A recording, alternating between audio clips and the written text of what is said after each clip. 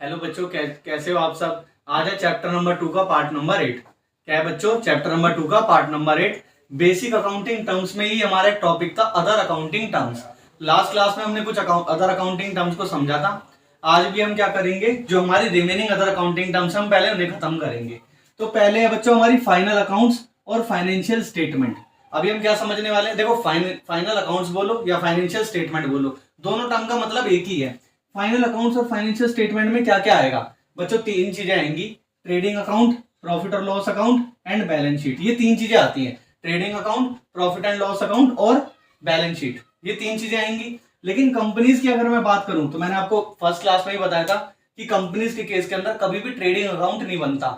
ये आप class number 12 में सीखोगे, क्लास 12 के अंदर सीखोगे कि वहां पर क्या बनता है, प्रॉफिट और लॉस अकाउंट और बैलेंस शीट ही बनती है। तो फाइनल अकाउंट्स का मतलब क्या होता है? फाइनल अकाउंट्स में तीन चीजें इंक्लूड होती है, trading account, profit and loss account, balance sheet. और ये बनता है मेरा एंड ऑफ अकाउंटिंग पीरियड। बच्चों कब बनता है? जब अकाउंटिंग पीरियड मेरा एंड होता है। बस यही है इस डेफिनेशन में, और कुछ नहीं है। तो फाइनल अकाउंट्स तो आपको समझ में आ गया होगा, तीन चीजें ही आएंगी। अगली अकाउंटिंग टर्म है हमारी ऑनर। ऑनर का मतलब क्या होता है? प्रोप्राइटर। अभी ऑनर का मतलब क्या होता है, अगर मैं लेमैन की लैंग्वेज में भी समझाऊं ऑनर मतलब क्या होता है, तो भाई सिंपल सी बात है, वो पर्सन जो अपने बिजनेस में पैसा लगाएगा, उससे मिलने वाले प्रॉफिट्स को लेगा, ठीक है, उसमें जो रिस्क है उन्हें बियर करेगा, उसी को तो ऑनर बोलेंगे। तो यही देखो आपके अकाउंट्स की बुक में भी यही डेफिनेशन है। ऑनर का मतलब क्या होता है बच्चों? पर्सन। कोई भी ऐसा पर्सन वो इन्वेस्ट अमाउंट इन बिजनेस, जो बिजनेस में क्या करेगा सर? पैसा लगाएगा। And bears all the risk, मतलब क्या करेगा? सारे रिस्क को बियर करेगा, लेगा, खुद ही रिस्क लेगा, associated with the business. Simple सी बात है, जो पैसा लगाएगा बिजनेस में और रिस्क भी क्या करेगा? बियर करेगा। कौन? वो पर्सन जिसने बिजनेस स्टार्ट करा है, उसे हम क्या बोलेंगे? ऑनर या प्रोप्राइटर। यही थी हमारी अकाउंटिंग टर्म वाली। तो अगली अदर अकाउंटिंग टर्म हमारी क्या है? Debit and credit. देखो डेबिट और क्रेडिट को आप जो लिखा हुआ है ना, इसको समझने से पहले एक एग्जांपल समझ लो। जब भी आप ऐसा समझो, जब भी आप अकाउंट बनाओगे ना, वो टी बार शेप में बनते हैं, ऐसे समझो आप, ठीक है। ये टी शेप में अकाउंट बनते हैं आपके। कोई भी अकाउंट बनाओगे, आप आगे सीखोगे, कोई भी आप अकाउंट बनाओगे ना, वो टी शेप में बनेगा। आप अभी ऐसे समझो, ठीक है बच्चों। अब इसमें भी दो साइड होती है, एक होती है डेबिट और एक होती है क्रेडिट। एक होती है डेबिट और एक होती है क्रेडिट। जो बच्चों राइट साइड होती है ना अकाउंट की, राइट साइड, ये देखो राइट साइड है, इसको हम बोलते हैं क्रेडिट। राइट साइड को हम क्या बोलते हैं? अकाउंट की क्रेडिट। और क्रेडिट को डिनोट किया जाता है सीआर से। एब्रीविएशन क्या यूज होती है? सीआर, ठीक है। और जो डेबिट साइड होती है, मतलब डेबिट साइड का मतलब क्या है? जो लेफ्ट साइड है, जो लेफ्ट साइड होती है अकाउंट की, उसको हम क्या बोलते हैं? डेबिट।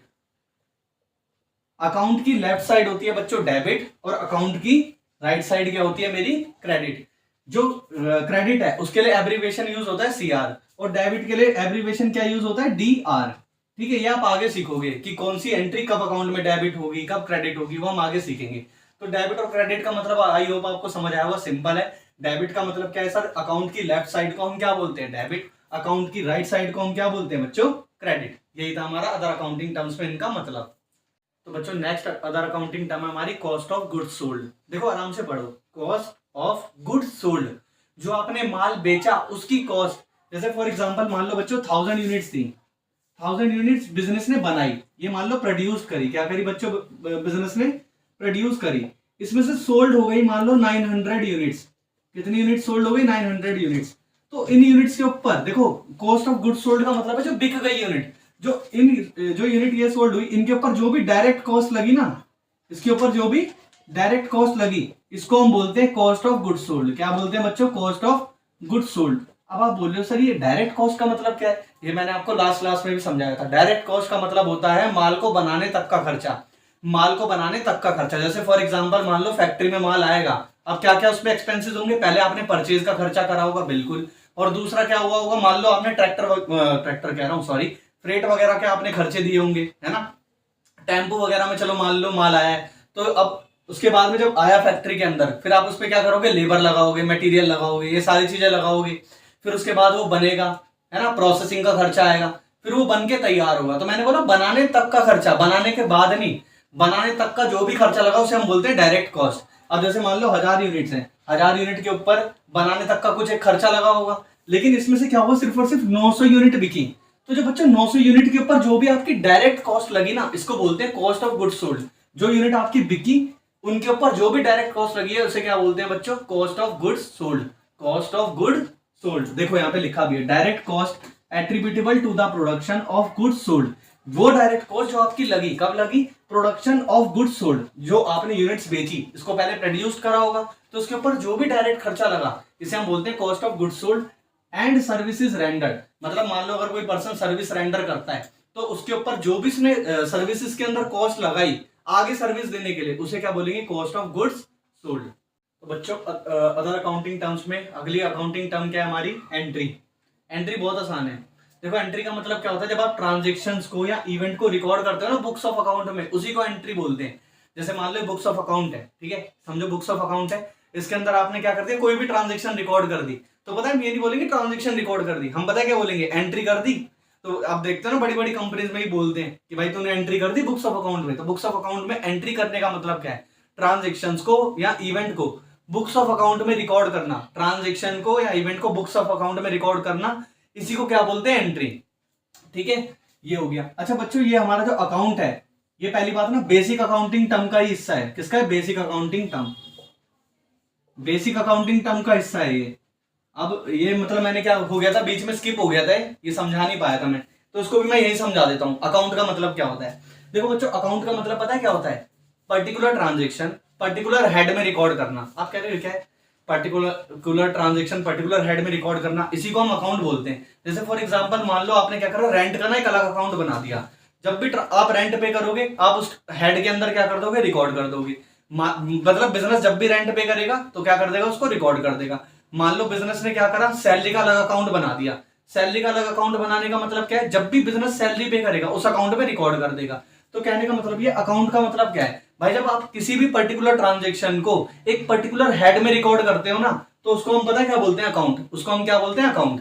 जैसे एग्जांपल क्या है? Salary account. जब भी बिजनेस सैलरी पे करेगा सैलरी अकाउंट में डाल देगा। इलेक्ट्रिसिटी अकाउंट, जब भी बिजनेस इलेक्ट्रिसिटी का खर्चा पे करेगा इलेक्ट्रिसिटी अकाउंट में डाल देगा। रेंट अकाउंट, जब भी बिजनेस रेंट पे करेगा क्या करेगा? रेंट में डाल देगा। तो इसको बोलते हैं पर्टिकुलर ट्रांजेक्शन क्या करना? पर्टिकुलर हेड में रिकॉर्ड करना। इसको हम क्या बोलते हैं बच्चों? अकाउंट। तो बच्चों अब हम तसल्ली से समझेंगे बिजनेस ट्रांजेक्शन को। किसको समझेंगे? बिजनेस ट्रांजेक्शन को। देखो आराम से समझो, पहले दो वर्ड्स यूज हो रहे हैं, एक हो रहा है बिजनेस और एक हो रहा है ट्रांजेक्शन। अब देखो चैप्टर नंबर 1 में तो हमने पहले ही पढ़ा था कि भाई जो ट्रांजेक्शन है वो किस में होनी चाहिए? मॉनेटरी टर्म्स में होनी चाहिए, मतलब फाइनेंशियल टर्म्स में होनी चाहिए। और ये बिजनेस का मतलब क्या होता है? बिजनेस का मतलब क्या होता है? आपकी ऑपरेटिंग एक्टिविटीज करना। ऑपरेटिंग एक्टिविटीज मतलब गुड्स सेल करना, गुड्स परचेज करना। तो अब बिजनेस ट्रांजेक्शन का मतलब क्या होगा बच्चों? सिंपल सी बात है, बिजनेस ट्रांजेक्शन का मतलब होता है एक्सचेंज होना। एक्सचेंज होना मतलब सर बदलना, गुड्स आ जाना, है ना? एक्सचेंज हो जाना किस चीज का? गुड्स का, या फिर सर्विसेज का, या फिर मनी का। ठीक है, अब देखो एग्जांपल से समझते हैं हम। एग्जांपल समझो, जैसे मान लो मिस्टर पिंटू जी हैं, ठीक है, मिस्टर क्या है? पिंटू जी हैं, और यहाँ पर है मान लो मिस्टर राजू जी, ठीक है। अब मिस्टर पिंटू जी का काम है, मान लो कार शोरूम है इनका, ठीक है, कार शोरूम है। तो ये क्या करेंगे? कार परचेज करेंगे और कार को बेचेंगे। तो बच्चों बिजनेस ट्रांजेक्शन का मतलब क्या है? गुड्स को या तो परचेज भी करना, गुड्स को या फिर सेल भी करना, या फिर मनी को एक्सचेंज करना। आप बोले मनी को एक्सचेंज करने का मतलब क्या है? देखो पिंटू जी इनको गाड़ी बेच देंगे, ये भी बिजनेस ट्रांजेक्शन है। पिंटू जी इनसे गाड़ी खरीद लेंगे, ये भी बिजनेस ट्रांजेक्शन है। या फिर वो क्या करेंगे? मनी को एक्सचेंज करेंगे। मतलब जैसे मान लो मिस्टर राजू जी हैं, राजू जी कहते हैं यार मेरे पास ना अभी पैसे नहीं है, आप उधारी पे माल बेच दो। तो पिंटू जी क्या करेंगे? उधारी पे माल बेच देंगे, और पैसा इनको लेना है ना, तो यहाँ पर भी तो मनी एक्सचेंज आया, मनी आया नहीं आया इनके पास में। तो कहने का मतलब ये, देखो बिजनेस ट्रांजेक्शन का मतलब क्या होता है? एक्सचेंज होना। एक्सचेंज होना मतलब किस चीज को एक्सचेंज करना? एक्सचेंज मतलब होता है बच्चों बदलना। ठीक है, किस चीज को बदलना? मनी को, गुड्स को, या फिर सर्विसेज को। या तो आप गुड्स ले लोगे, या आपको सामने वाले से पैसा ही मिलेगा, या फिर आप क्या करोगे? उसे सर्विसेज दोगे या सर्विसेज लोगे, एक्सचेंज करना। ठीक है, गुड्स दोगे, गुड्स लोगे, सर्विस दोगे, सर्विस लोगे, या फिर आप क्या करोगे? मनी को लोगे। It is a financial event. ये क्या होता है? Financial event. फाइनेंशियल इवेंट का मतलब क्या होता है? जो मनी की टर्म्स में एक्सप्रेस हो। तो देखो it is a financial event express in terms of money. इसी को हम क्या बोलते हैं? Business transaction. अब जैसे एग्जांपल क्या है? एग्जांपल है देखो, सेल ऑफ गुड्स, गुड्स को सेल करना एग्जांपल से समझाया। परचेज करना गुड्स को, पिंटू जी या तो गाड़ी बेचेंगे या गाड़ी खरीदेंगे, है ना। रिसिप्ट्स फ्रॉम डेटर्स, डेटर से पैसा मिलना भी तो बिजनेस ट्रांजेक्शन ही है, बिजनेस के अंदर ट्रांजेक्शन ही तो हो रही है। अब जैसे राजू जी है, राजू जी बोलते हैं अभी पैसे नहीं है, आप बाद में ले लेना, तो डेटर बन गए ना। जब हम क्रेडिट पे माल बेचते थे और सामने वाले से पैसा लेना होता था, तो क्या हो जाता था? वो डेटर हो जाता था। तो इनको क्या करना है? पैसा देना है, ये भी बिजनेस ट्रांजेक्शन है। या पेमेंट टू क्रेडिटर, आपने अगर उधारी पे माल लिया है उसको भी तो पैसा देना है, मतलब आपने लिया तो गुड्स ही है, एक्सचेंज तो गुड्स ही हुआ है। तो पेमेंट टू क्रेडिटर्स भी क्या है? ये भी बिजनेस ट्रांजेक्शन है या फिर परचेज करना या फिर सेल करना मेरे किसको, फिक्स्ड एसेट्स को। तो ये होता है अपना क्या, बिजनेस ट्रांजेक्शन। तो बच्चों अब बिजनेस ट्रांजेक्शन कितने तरीके की होती है वो हम समझते हैं। इससे पहले हमारा एक टॉपिक और था कैरेक्टरिस्टिक्स ऑफ बिजनेस ट्रांजेक्शन।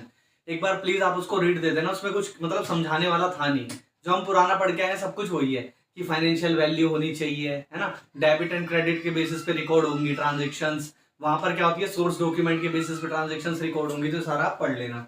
तो बिजनेस ट्रांजेक्शन में सबसे पहले मैं आपको टाइप्स बता रहा हूँ। दो तरीके की बिजनेस ट्रांजेक्शन होती है, एक होती है मोड ऑफ रिलेशनशिप, एक होती है मोड ऑफ सेटलमेंट। ठीक है, पहले हम मोड ऑफ रिलेशनशिप को समझ लेते हैं। एक होती है इंटरनल ट्रांजेक्शन और एक होती है एक्सटर्नल ट्रांजेक्शन। इंटरनल ट्रांजेक्शन का मतलब क्या है, देखो जब ट्रांजेक्शन हम बाहर वाले के साथ नहीं करेंगे, for example depreciation on fixed asset, देखो आपके एसेट की वैल्यू गिर गई, ये भी ट्रांजेक्शन है। हाँ चलो भाई ट्रांजेक्शन तो है, क्यों मॉनेटरी टर्म्स में, वो आपको आगे समझ में आएगा मॉनेटरी टर्म्स में क्यों है। ठीक है, डेप्रिसिएशन क्योंकि कैलकुलेट करने के भी मेथड होते हैं। ठीक है, तो आप मान लो फिक्स्ड एसेट्स की वैल्यू गिर गई, इसको हम डेप्रिसिएशन बोलेंगे। तो क्या यहाँ पर आपने अब ये रिकॉर्ड्स तो होगी बुक्स ऑफ अकाउंट में, तो क्या ये ट्रांजेक्शन आपने बाहर वाले के साथ करी, नहीं, तो ये क्या होगी इंटरनल ट्रांजेक्शन। और एग्जांपल है, हाँ है, जैसे मान लो कैपिटल कंट्रीब्यूट करता है मेरा कौन, ओनर, यहाँ पे क्या जो ट्रांजेक्शन हुई है बाहर वाले के साथ हुई है, नहीं, तो ये भी क्या होगी इंटरनल ट्रांजेक्शन। दूसरी होती है एक्सटर्नल ट्रांजेक्शन, ये तो आपको नाम से समझ में आ गया होगा। एक्सटर्नल ट्रांजेक्शन वो ट्रांजेक्शन होती है जब हम सामने वाले मतलब बाहर वाले के साथ में ट्रांजेक्शन करते हैं, आउटसाइडर के साथ में ट्रांजेक्शन करता है बिजनेस। जैसे फॉर एग्जांपल मान लो गुड्स सोल्ड कर दिया बाहर वाले पर्सन को, गुड्स परचेज कर लिए किसी अदर पर्सन से, सारी क्या एक्सटर्नल ट्रांजेक्शन है। ठीक है, अब हम बात करते हैं मोड ऑफ सेटलमेंट। बच्चों से स्टार मार्क देना, इसे स्टार मार्क क्यों दे रहे हैं, क्योंकि अकाउंट्स में सबसे ज्यादा आप इसकी ट्रीटमेंट आगे समझोगे कि कैश ट्रांजेक्शन क्या कैसे होगी, एंट्रीज वगैरह में क्रेडिट ट्रांजेक्शन की ट्रीटमेंट कैसे होगी, इसे समझना अच्छे से बहुत जरूरी है। अब इनमें डिफरेंस क्या है, कैश ट्रांजेक्शन क्या होती है, क्रेडिट ट्रांजेक्शन क्या होती है। बच्चों कैश ट्रांजेक्शन जो होती है ना, उसके अंदर आपको अमाउंट पेड भी होगा, मतलब मान लो या तो आपको अमाउंट पे करना होगा या आपको अमाउंट रिसीव करना होगा, वो इमीडिएटली होगा, उसी वक्त होगा, उसे हम बोलते हैं cash transaction. For example Pintu ji ने माल बेचा तो उन्हें पैसा मिल गया तुरंत, इमीडिएटली मिल गया, तो अब इसको हम बोलेंगे कैश ट्रांजेक्शन, जहां पे रिसीव अमाउंट होगा इमीडिएटली, या फिर जब आप अमाउंट पे करोगे वो भी इमीडिएटली करोगे। जैसे मान लो मिस्टर पिंटू जी ने गुड्स खरीदे, अब वो क्या करेंगे, इमीडिएटली उन्होंने कैश पे कर दिया, तो उसे हम बोलेंगे कैश ट्रांजेक्शन। तो देखो अमाउंट पेड होगा या फिर रिसीव होगा इमीडिएटली, जहां पे अमाउंट पे या फिर रिसीव इमीडिएटली होगा हम उसे बोलते हैं कैश ट्रांजेक्शन। क्रेडिट ट्रांजेक्शन क्या होती है, क्रेडिट ट्रांजेक्शन की होती है जहां पे प्रॉमिस कर दिया जाता है कि मैं तुझे बाद में कैश पे कर दूंगा या मैं तेरे को बाद में कैश रिसीव कर लूंगा। तो मतलब क्रेडिट ट्रांजेक्शन का मतलब क्या होता है, देखो when it promise to paid later, जहां पे ये वादा हो जाए ना कि मैं तेरे को पैसा तो दूंगा लेकिन बाद में दे दूंगा, तो इसे हम बोलते हैं क्रेडिट ट्रांजेक्शन। ठीक है, मतलब इमीडिएटली कैश का आउटफ्लो इनफ्लो नहीं होगा। ठीक है, आई होप ये आपको समझ में आया होगा। ये था आपका पूरा बिजनेस ट्रांजेक्शन टॉपिक। तो अगली हमारी बेसिक अकाउंटिंग टर्म में क्या है, अगला है हमारा एक्सपेंस। ठीक है, एक्सपेंस का मतलब क्या होता है, एक्सपेंस का मतलब होता है बच्चों देखो खर्चा करना, कॉस्ट इनकर्ड, किस लिए खर्चा करना भाई, पैसा कमाने के लिए, for generating revenue. For example आप मटेरियल क्यों परचेज करते हो, बताओ, मटेरियल आप सर इसलिए परचेज करते हो जिससे आप क्या कर सको, उस पर काम करके उसे आगे बेच सको, तो ये भी क्या एक्सपेंस है। एक्सपेंस का मतलब है कोई भी खर्चा करना रेवेन्यू जनरेट करने के लिए। अब एक बात बताओ, आप सैलरी क्यों पे करते हो स्टाफ को, भाई जिससे स्टाफ काम छोड़ के ना जाए, है ना, अगर मान लो स्टाफ ही काम छोड़ के चला जाएगा तो काम कैसे चलेगा, है ना। या फिर मान लो आप रेंट पे करते हो, ऑफिस का रेंट क्यों पे करते हो, भाई अगर ऑफिस ही बंद हो जाएगा तो प्रोडक्शन कैसे होगा। तो कहने का मतलब ये है, एक्सपेंस का मतलब क्या होता है बच्चों, एक्सपेंस का मतलब होता है कोई भी खर्चा करना रेवेन्यू को जनरेट करने के लिए, पैसा बनाने के लिए। ठीक है, अब इसमें दूसरी चीज देखो, यहाँ पे लिखा है cost incurred for generating revenue, कोई भी खर्चा करना रेवेन्यू को जनरेट करने के लिए। अब इसका मतलब क्या होता है, value which has expired during the accounting period. बच्चों जो एक्सपेंस होता है ना, उसका बेनिफिट आपको लंबे समय तक नहीं मिलेगा, अकाउंटिंग पीरियड तक ही मिलेगा। जैसे अब आप ना इसको बिल्कुल रिलेट कर लो रेवेन्यू एक्सपेंडिचर से। रेवेन्यू एक्सपेंडिचर भी मैंने आपको यही पढ़ाया था ना, कि जिसमें बेनिफिट आपको लंबे समय तक नहीं मिलेगा, सिर्फ एक अकाउंटिंग पीरियड तक मिलेगा। वही एक्सपेंस में भी होता है, आपको जो बेनिफिट मिलेगा वो क्या मिलेगा, ड्यूरिंग द अकाउंटिंग पीरियड मिलेगा, ड्यूरिंग द अकाउंटिंग पीरियड मिलेगा। जैसे फॉर एग्जांपल सैलरी, सैलरी अगर आपने 1 मंथ की पे कर दी, अगले महीने की भी पे करनी है, तो अगर आप 1 महीने की सैलरी दोगे, एम्प्लॉय 1 महीने काम कर लेगा, फिर एम्प्लॉय जब 2 महीने काम करेगा फिर आप उसको सैलरी दे दोगे। तो मतलब कहने का ये है जो बेनिफिट है ना, अब देखो ऐसा तो है नहीं 1 महीने की आपने सर्विस ले ली पहले और सैलरी दोगे 3 साल बाद, ऐसे नहीं होता ना। तो वही चीज है यहाँ पर। ठीक है, जो उसका वैल्यू है, वैल्यू का जो बेनिफिट है वो आपको अकाउंटिंग पीरियड तक ही मिलेगा, उससे ज्यादा नहीं मिलेगा। रेंट है, आपको हर मंथली रेंट पे करना है, ऐसा थोड़ी आपने एक मतलब 1 मंथ की सर्विसेज कंज्यूम कर ली, उसके बाद आप रेंट दोगे 3-4 साल बाद, ये थोड़ी ना होता है।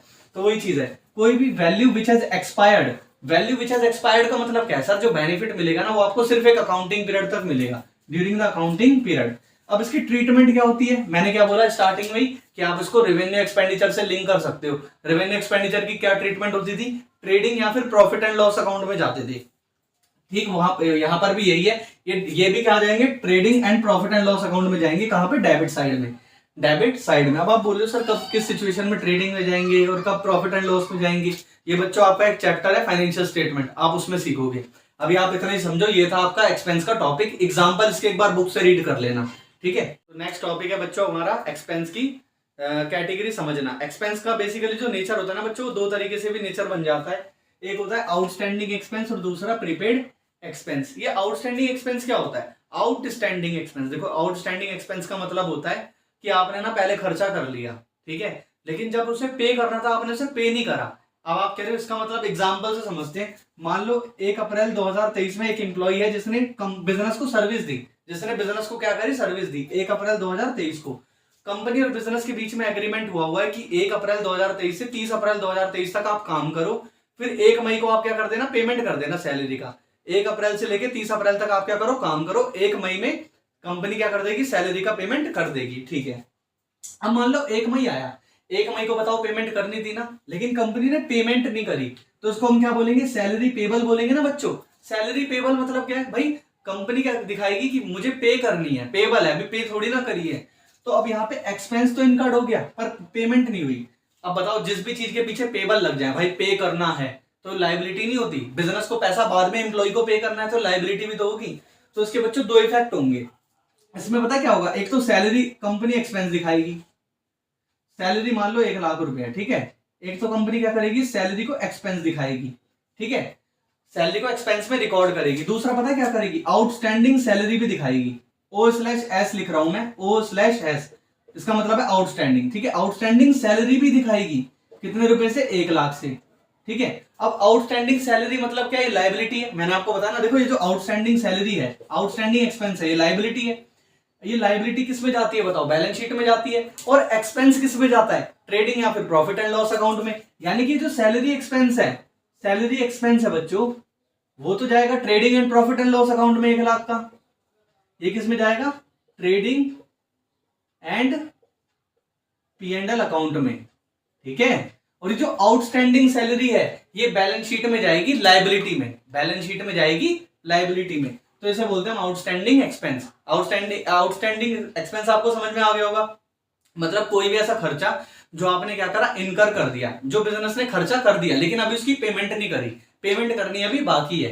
तो देखो यहाँ पे लिखवाया भी है मैंने आपको, यहाँ पे लिख लेना एक्सपेंस इनकर्ड, एक्सपेंस तो आपने इनकर्ड करा, देखो expense incurred but not paid, expense तो आपने इनकर कर दिया पर उसका पेमेंट नहीं करा, उसे हम बोलते हैं क्या, आउटस्टैंडिंग एक्सपेंस। अब प्रीपेड एक्सपेंस समझते हैं, देखो प्रीपेड नाम से ही पता चल रहा है, प्रीपेड, पहले पे करो फिर बेनिफिट लो। जैसे फॉर एग्जांपल आपका मोबाइल का रिचार्ज, आप पहले क्या करते हो बताओ, पहले पेमेंट करते हो, फिर उसके बाद नेट चलाते हो, फिर उसके बाद कॉलिंग करते हो, तो जो आप क्या बोलते हैं, जो आप रिचार्ज की पेमेंट करते हो उसको हम बोलते हैं प्रीपेड एक्सपेंस।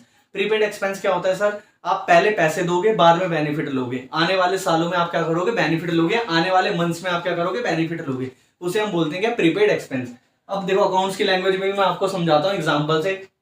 जैसे मान लो एम्प्लॉय की सैलरी है, कंपनी ने इस बार पता है क्या करा, प्रीपेड एक्सपेंस समझा रहा हूँ, कंपनी ने पहले ही पेमेंट कर दी। मान लो 1 अप्रैल को ही अगर कंपनी पेमेंट कर दे, बोल दे भाई लो आप 1 लाख रुपए अभी रख लो और 30 अप्रैल तक सर्विस दे देना, तो जो कंपनी ने 1 लाख रुपए सैलरी पे करी है ना, उसे हम पता है क्या बोलेंगे, प्रीपेड सैलरी, प्रीपेड सैलरी। तो प्रीपेड एक्सपेंस बच्चों बताओ क्या होता है, प्रीपेड। अब इसकी ट्रीटमेंट मैं आपको आगे समझाऊंगा, आगे वाले चैप्टर्स में भी हम समझेंगे, अभी नहीं समझा रहा, अभी आपको मैंने सिर्फ इसमें मतलब समझाया, इसमें मैंने मतलब ट्रीटमेंट दोनों समझाई है, ठीक है। एक्सपेंस पेड इन एडवांस, क्या होता है प्रीपेड एक्सपेंस, एक्सपेंस एडवांस में पे हो जाता है, and the benefit of which, और उसका जो बेनिफिट है of which will be available, वो मतलब आपको जो एक्सपेंस है जो वो तो एडवांस में पे हो जाएगा, लेकिन जो उसका बेनिफिट है वो आपको कब मिलेगा, आने वाले सालों में, इन द फॉलोइंग ईयर और ईयर्स, आने वाले सालों में मतलब आने वाले मंथ्स में कह लो, कोई दिक्कत नहीं है, तो इसे हम बोलते हैं प्रीपेड एक्सपेंस। हम आज के लिए इतना ही रखते हैं, आई होप आपको इतना समझ में आया होगा। चैप्टर नंबर 2 और 1